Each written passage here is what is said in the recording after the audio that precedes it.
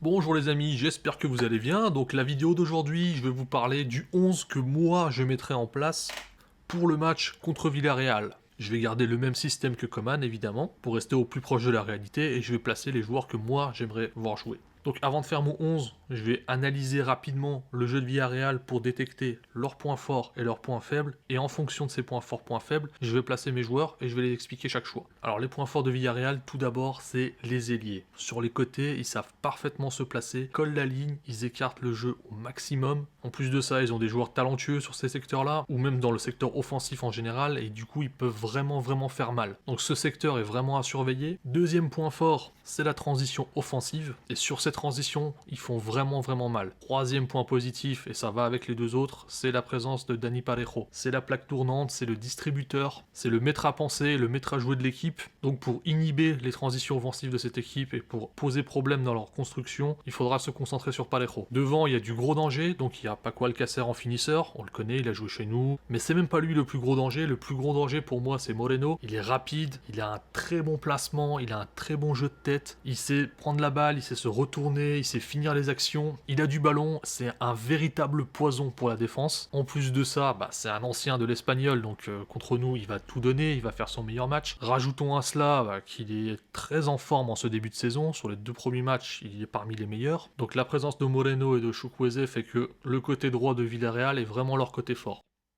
Parlons maintenant des points faibles. Pour les points faibles, là aussi, Villarreal, les points faibles, c'est les côtés. Les deux côtés, au niveau des latéraux, il y a toujours des boulevards. Surtout sur le côté gauche de la défense. Il laisse des boulevards énormes parfois, il y a des erreurs de marquage, c'est hallucinant. Il va être très important de leur faire mal sur ces côtés. Le deuxième point faible, c'est l'espace qu'il laisse entre la défense et le milieu de terrain. L'espace entre les lignes, il est souvent important et donc il va être très intéressant de l'exploiter. Et enfin, tactiquement, on voit que c'est sur la transition défensive qu'ils ont beaucoup de mal. C'est un véritable chantier. Il y a des joueurs qui savent même pas où se placer, ils sont complètement perdus. Lorsqu'ils sont installés en phase défensive, ça va beaucoup mieux, mais sur les transitions, c'est un chantier total. Donc avec ces informations-là, on va faire notre équipe maintenant. On va commencer par la défense, donc pour les latéraux, malheureusement, il n'y a pas trop le choix, puisque déjà à droite, on n'a que Sergi Roberto, Semedo va être vendu, donc il y a zéro option, il y a Sergi Roberto, donc Sergi Roberto est titulaire malheureusement. On a Alba et Firpo, mais dans ce qui est produit aujourd'hui, Alba il est largement devant Firpo. Reste donc le choix des défenseurs centraux. On a vu que le point fort de Villarreal était les transitions offensives. Moi ce que je vais faire, c'est que je vais mettre Araujo titulaire à droite tout de suite, comme ça j'ai un joueur rapide qui va pouvoir m'aider sur ces phases-là,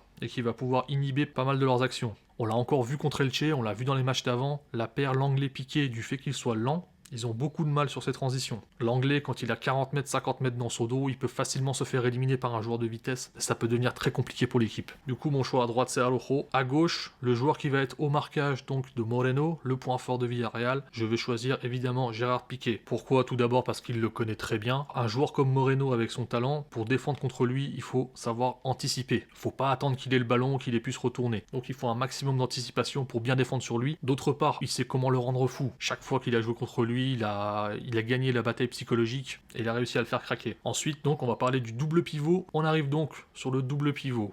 À gauche de mon double pivot, ce sera évidemment Frenkie de Jong. C'est aujourd'hui un des meilleurs milieux de terrain de notre équipe, donc c'est une évidence. Ce côté-là, c'est aussi le côté fort de Villarreal. Donc la présence de Frenkie avec son volume de jeu, son intelligence et sa capacité à récupérer des ballons, ça va être vraiment précieux. Pour le côté droit, attention surprise, je vais choisir Riqui Puig. Pourquoi? Parce que Riqui Puig est pour moi, dans notre effectif aujourd'hui, le milieu de terrain le plus mobile. En face, il y a Dani Parejo qui lui est très peu mobile. Et je pense qu'il y a une carte à jouer là-dessus. J'ai en souvenir des Valence-Barça à l'époque, où à chaque fois la différence au milieu de terrain était faite sur le duel Dani Parejo-Andrés Iniesta, tout simplement parce que Parejo n'arrivait pas à suivre Iniesta. Iniesta était beaucoup trop mobile pour lui. Et lorsqu'il prenait le ballon et que Parejo arrivait en retard, il n'arrivait pas à lui récupérer le ballon parce qu'il tournait sur lui et il était rapide. Alors je dis pas que Riqui Puig va faire du Iniesta, évidemment, non, personne ne peut remplacer Iniesta, mais je dis que la mobilité, ça va être la clé dans ce duel. Donc avec Frenkie et Riqui, on aura deux joueurs très mobiles qui vont faire beaucoup de mal et qui vont apporter beaucoup de maîtrise contre ce milieu de terrain. En numéro 10 et meneur de jeu, évidemment, je mets Lionel Messi. Comme je l'ai dit avant, l'espace entre les lignes, ça va être un des points faibles de Villarreal et qu'il faut exploiter ce point faible. Et le meilleur joueur pour ça, c'est évidemment Lionel Messi. On arrive ensuite sur les côtés. Je l'ai dit en début de vidéo, le point faible de Villarreal, c'est vraiment ces deux côtés. Donc il faut absolument deux ailiers, deux vrais ailiers pour leur faire faire mal dans cette zone. Pas question de laisser le trio Coutinho, Griezmann et Messi s'accumuler dans l'axe. Il faut écarter le jeu. À gauche, je vais mettre Ansu Fati. Pour moi, sur ce poste de ailier gauche, c'est le meilleur qu'on a actuellement. Il est percutant, il fait les différences, il provoque et il a même la finition. Il n'hésite pas à tirer au but. Je pense qu'il va vraiment leur faire mal sur ce côté. Pour le côté droit, donc il reste deux choix, Trincao ou Dembélé. Je vais choisir Trincao pour commencer le match parce que je pense qu'en début de match, Villarreal va se mettre très bas sur le terrain et va essayer d'exploiter uniquement les contre-attaques. Contre un bloc bas, Trincao va être beaucoup plus efficace que Dembélé. Je ferai rentrer Dembélé à la 60e, 65e minute de jeu lorsque l'adversaire va laisser plus d'espace. Avec la vitesse de Dembélé, on pourra leur faire mal. Enfin, il reste donc le poste de faux neuf. Il reste à choisir entre Griezmann et Coutinho. Là aussi, le choix va être dicté par le système et par les points faibles de Villarreal. Je vous ai parlé tout à l'heure de l'espace entre la défense et les milieux de terrain, donc l'espace entre les lignes. Pour avoir cet espace-là et pour empêcher Villarreal de resserrer les lignes, on a besoin d'un joueur en neuf capable de créer des espaces. Donc d'un joueur qui est capable de faire des appels dans la profondeur pour créer ce danger. Si on n'a pas ce danger dans la profondeur, les défenseurs vont remonter et resserrer les lignes et diminuer l'espace d'expression de Messi. Donc le choix évident, c'est Griezmann. C'est le seul à pouvoir apporter du danger en profondeur, mais aussi sur les centres. Si on perd ce danger, c'est tout le système qui tombe à l'eau.